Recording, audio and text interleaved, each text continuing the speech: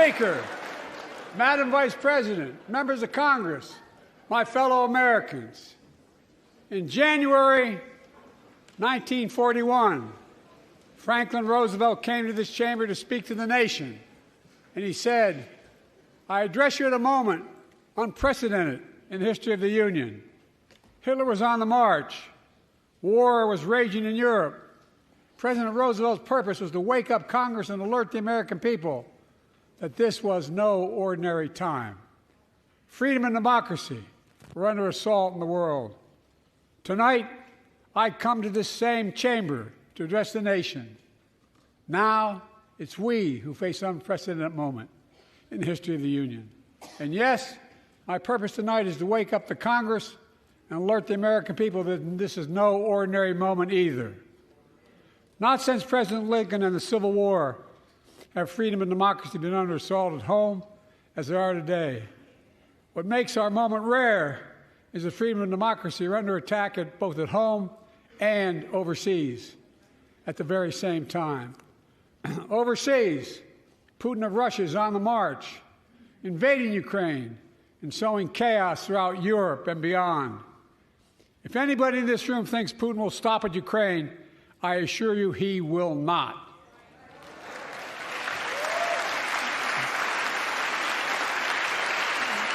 But Ukraine can stop Putin.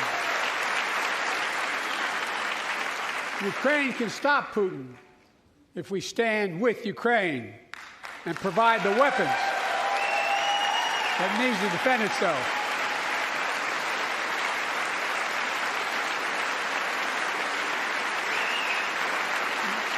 That is all. That is all Ukraine is asking. They're not asking for American soldiers.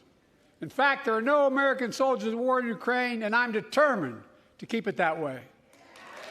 But now, assistance to Ukraine is being blocked by those who want to walk away from our world leadership. It wasn't long ago when a Republican president named Ronald Reagan thundered, "Mr. Gorbachev, tear down this wall." Now,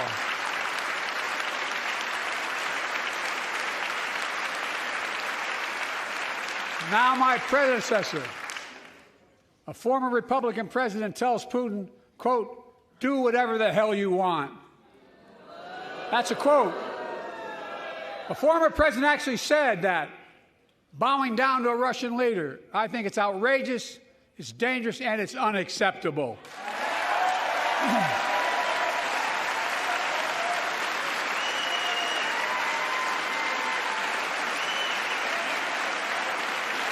America is a founding member of NATO, the military alliance of democratic nations created after World War II to prevent war and keep the peace. And today, we've made NATO stronger than ever. We welcomed Finland to the alliance last year. And just this morning, Sweden officially joined, and their minister is here tonight. Can they stand up? Welcome. Welcome, welcome, welcome.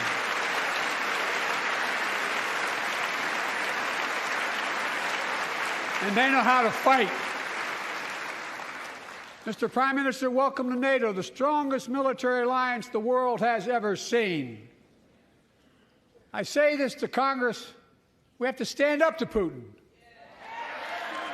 Send me a bipartisan national security bill. History is literally watching. History is watching. If the United States walks away, it will put Ukraine at risk. Europe is at risk. The free world will be at risk, emboldening others to do what they wish to do us harm. My message to President Putin, who I've known for a long time, is simple. We will not walk away.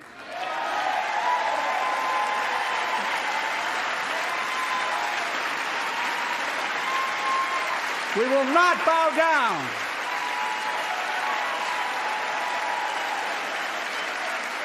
I will not bow down. In a literal sense, history is watching. History is watching, just like history watched 3 years ago on January 6th, when insurrectionists stormed this very Capitol and placed a dagger to the throat of American democracy.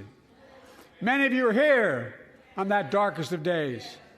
We all saw with our own eyes the insurrectionists were not patriots. They'd come to stop the peaceful transfer of power, to overturn the will of the people. January 6th lies about the 2020 election and the plots to steal the election posed a gravest threat to U.S. democracy since the Civil War. But they failed. America stood.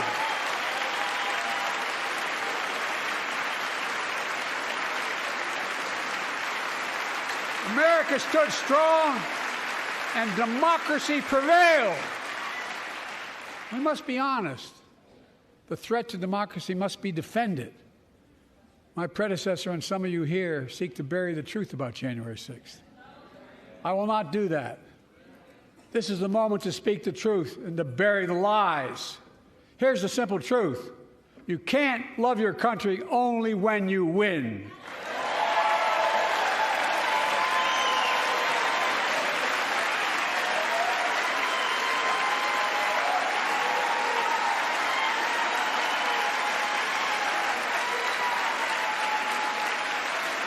As I've done ever since being elected to office, I ask all of you without regard to party to join together and defend democracy. Remember your oath of office to defend against all threats, foreign and domestic.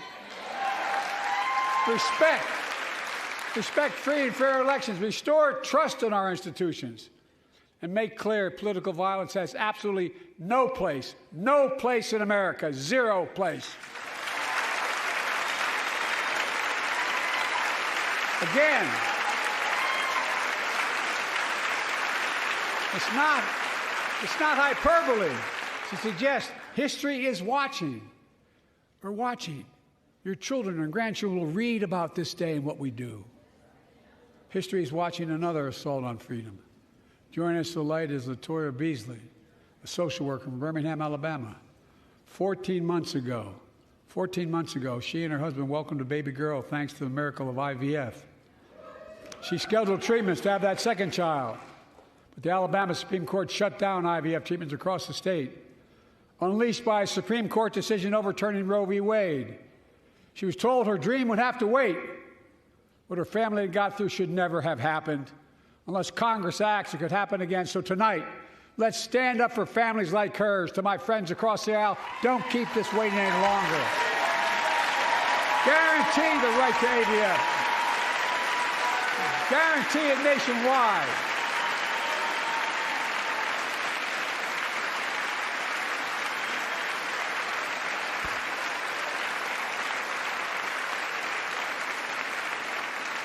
Like most Americans, I believe Roe v. Wade got it right.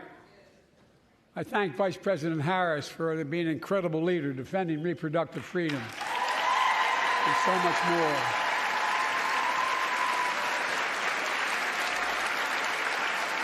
Thank you.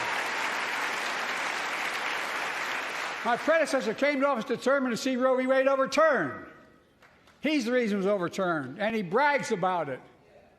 Look at the chaos that has resulted.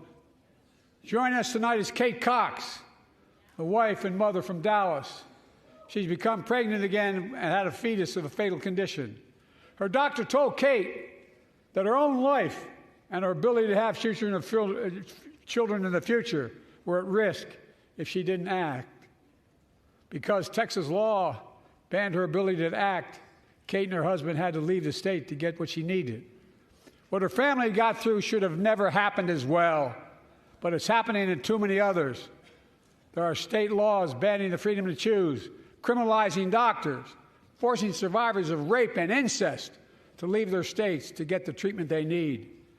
Many of you in this chamber and my predecessor are promising to pass a national ban on reproductive freedom. My God, what freedom else would you take away? Look, it's a decision to overturn Roe v. Wade. The Supreme Court majority wrote the following, and with all due respect, justices, women are not without electoral or political power. you're about to realize just how much you're right about that.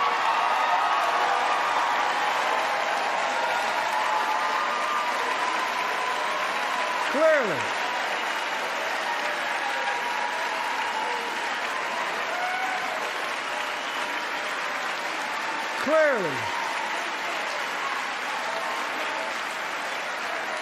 Those bragging about overturning Roe v. Wade have no clue about the power of women. But they found out when reproductive freedom was on the ballot. We won in 2022 and 2020, and we'll win again in 2024.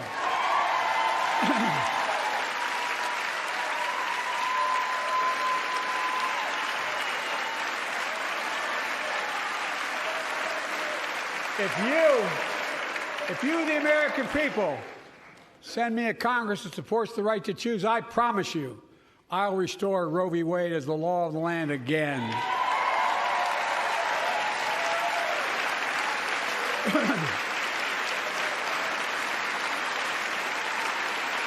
Folks, America cannot go back. I'm here tonight to show what I believe is the way forward, because I know how far we come.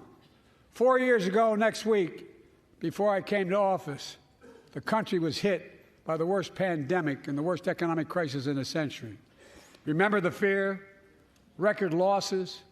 Remember the spikes in crime and the murder rate, raging virus that took more than 1 million American lives, of loved ones, millions left behind. A mental health crisis of isolation and loneliness. A president, my predecessor, failed the most basic presidential duty that he owes to American people, the duty to care. I think that's unforgivable. I came to office determined to get us through one of the toughest periods in the nation's history. We have. It doesn't make news in 1,000 cities and towns. The American people are writing the greatest comeback story never told.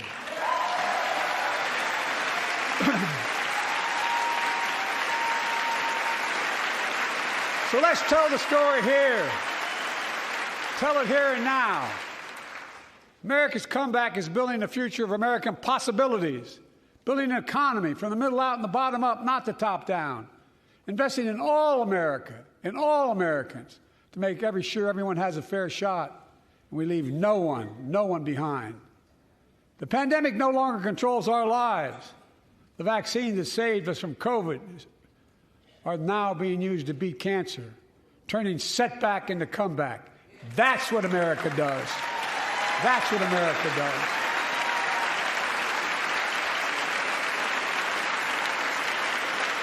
Folks, my inherited economy is on the brink. Now our economy is literally the envy of the world. 15 million new jobs in just 3 years, a record, a record. Unemployment at 50-year lows. A record 16 million Americans are starting small businesses, and each one is a literal act of hope. With historic job growth and small business growth for Black and Hispanics and Asian Americans, 800,000 new manufacturing jobs in America and counting. Where is it written we can't be the manufacturing capital of the world? We are, we will. More people have health insurance today. More people have health insurance today than ever before. The racial wealth gap is as small as it's been in 20 years. Wages keep going up, inflation keeps coming down. Inflation has dropped from 9% to 3%, the lowest in the world, and tending lower.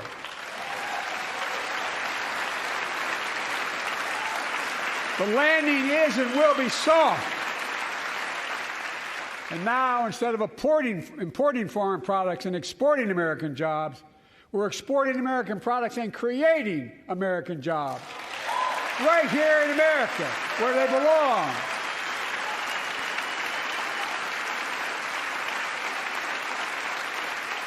And it takes time, but the American people are beginning to feel it. Consumer studies show consumer confidence is soaring. Buy America has been the law of the land since the 1930s. Past administrations, including my predecessor, including some Democrats as well in the past, failed to buy American. Not anymore. On my watch, federal projects that you fund, like helping build American roads, bridges, and highways, will be made with American products and built by American workers.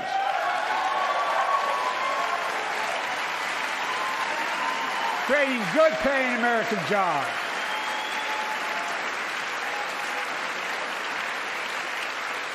And thanks to our CHIPS and Science Act, the United States is investing more in research and development than ever before. During the pandemic, a shortage of semiconductors, chips, that drove up the price of everything from cell phones to automobiles. And by the way, we invented those chips right here in America. Well, instead of having to import them, private companies are now investing billions of dollars to build new chip factories here in America, creating tens of thousands of jobs. Many of those jobs paying $100,000 a year and don't require a college degree.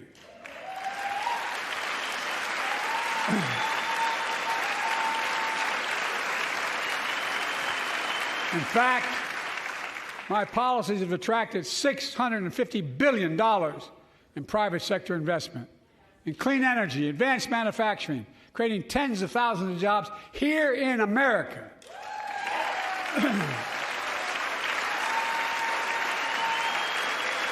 And thanks to our bipartisan infrastructure law, 46,000 new projects have been announced all across your communities. And by the way, I noticed some of you strongly voted against it, or they're cheering on that money coming in. I like it. I'm with you. I'm with you. And if any of you don't want that money in your district, just let me know. Modernizing our roads and bridges, ports and airports, public transit systems. Removing poisonous lead pipes so every child can drink clean water without risk of brain damage.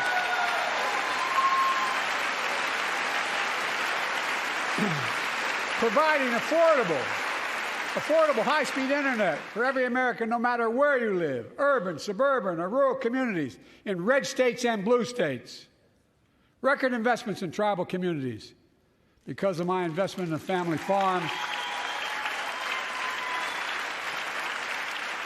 because I invested in family farms led by my Secretary of Agriculture, who knows more about this than anybody I know, we're better able to stay in the family for those farms and their children and grandchildren won't have to leave home to make a living. It's transformative. The great comeback story is Belvidere, Illinois, home to an auto plant for nearly 60 years. Before I came to office, the plant was on its way to shutting down. Thousands of workers feared for their livelihoods. Hope was fading. Then I was elected to office, and we raised the Belvedere repeatedly with auto companies, knowing unions would make all the difference. The UAW worked like hell to keep the plant open and get these jobs back, and together we succeeded. Instead of auto factories shutting down, auto factories reopening, and new state-of-the-art battery factories being built to power those cars there at the same.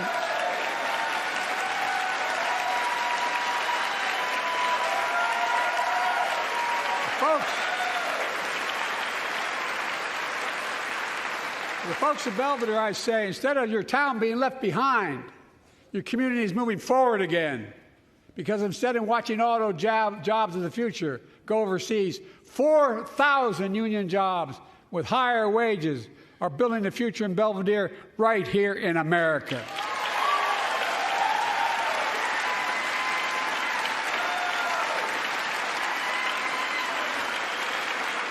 Here tonight is UAW President Shawn Fain, a great friend and a great labor leader. Shawn, where are you? Stand up.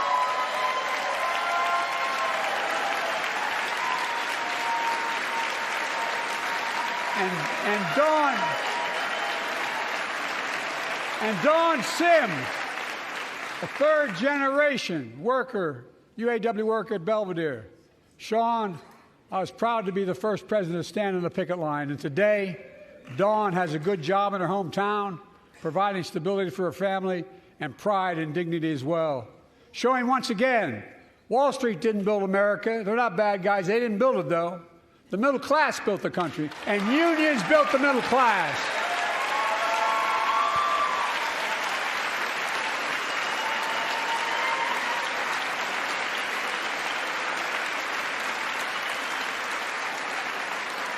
I say to the American people, when America gets knocked down, we get back up. We keep going. That's America.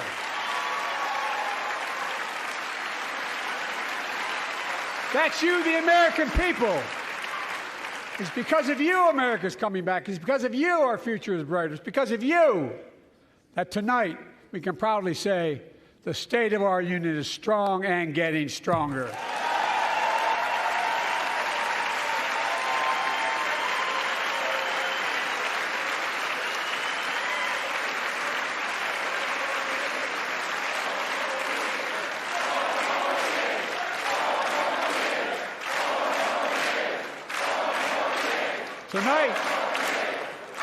Tonight, I want to talk about the future of possibilities that we can build together. A future where the days of trickle-down economics are over and the wealthy and the biggest corporations no longer get all the tax breaks. And by the way, I understand corporations. I come from a state that has more corporations invested than every one of your states in the state of the United States combined. And I represented it for 36 years. I'm not anti-corporation, but I grew up in a home where trickle-down economics didn't put much on my dad's kitchen table. That's why I determined to turn things around so middle class does well. When they do well, the poor go way up and the wealthy still do very well. We all do well. And there's more to do to make sure you're feeling the benefits of all we're doing. Americans pay more for prescription drugs than anywhere in the world. It's wrong, and I'm ending it.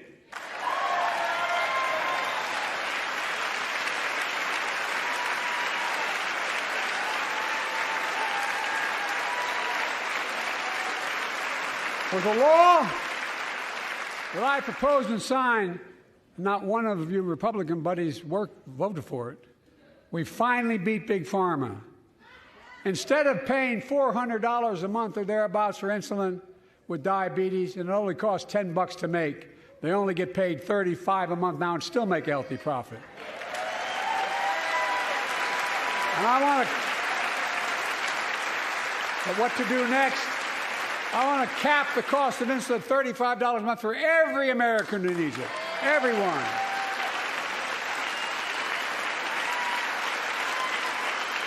For years, people have talked about it, but finally we got it done and gave Medicare the power to negotiate lower prices on prescription drugs, just like the VA is able to do for veterans.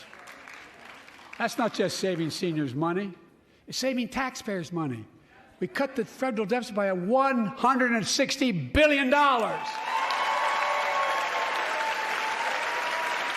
Because Medicare will no longer have to pay those exorbitant prices to Big Pharma. This year, Medicare is negotiating lower prices for some of the costliest drugs on the market to treat everything from heart disease to arthritis.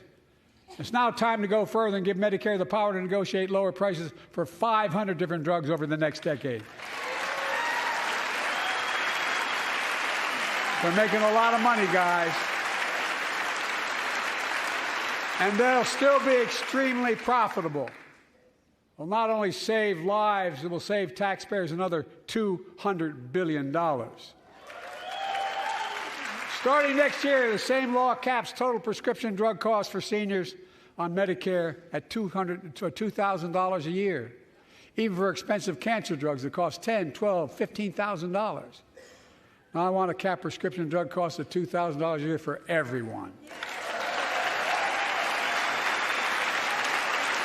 Folks, I'm going to get in trouble for saying that, but if you want to get an Air Force One and fly to Toronto, Berlin, Moscow, well, even Moscow, probably.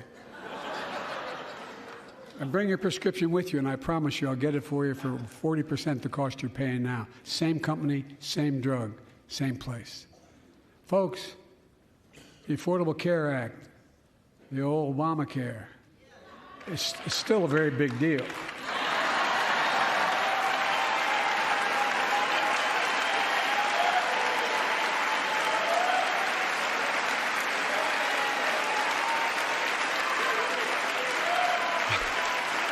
Over 100 million of you can no longer be denied health insurance because of pre-existing condition. But my predecessor and many in this chamber want to take this prescription drug away by repealing the Affordable Care Act. I'm not going to let that happen. We stopped you 50 times before and we'll stop you again. In fact, I'm not only protecting it, I'm expanding it. They enacted tax credits of $800 per person per year, reduce health care costs for millions of working families. That tax credit expires next year. I want to make that savings permanent.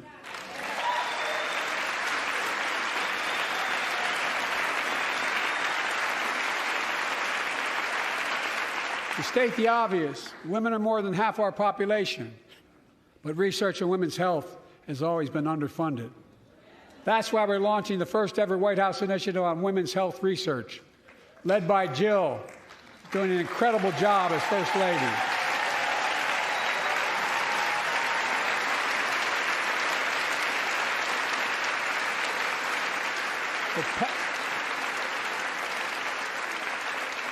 So pass my plan for $12 billion to transfer women's health research and benefit millions of lives all across America. I know the cost of housing is so important to you. If inflation keeps coming down, mortgage rates will come down as well, and the Fed acknowledges that. But I'm not waiting.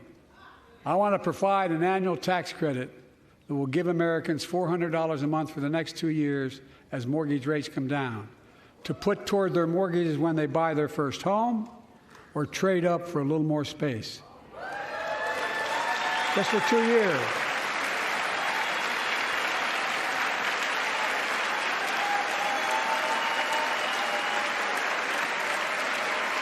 And my administration is also eliminating title insurance on federally backed mortgages.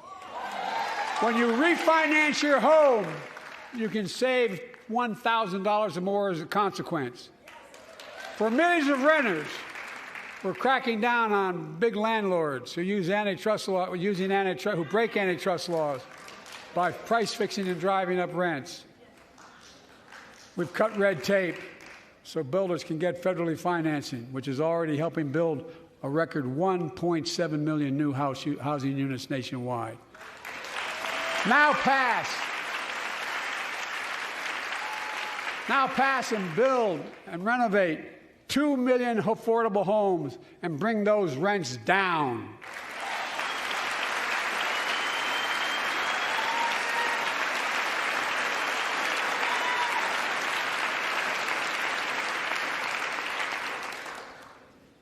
To remain the strongest economy in the world, we need to have the best education system in the world. And I suspect all of you, want to give every child, a good start by providing access to preschool for 3 and 4 years old. You know, I think I pointed out last year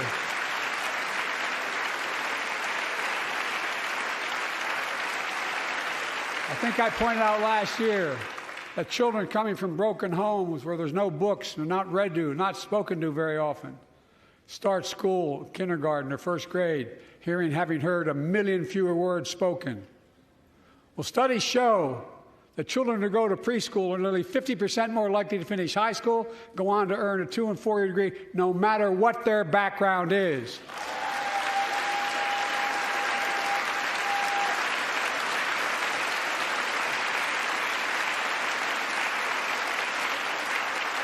I met a year and a half ago with the leaders of the Business Roundtable.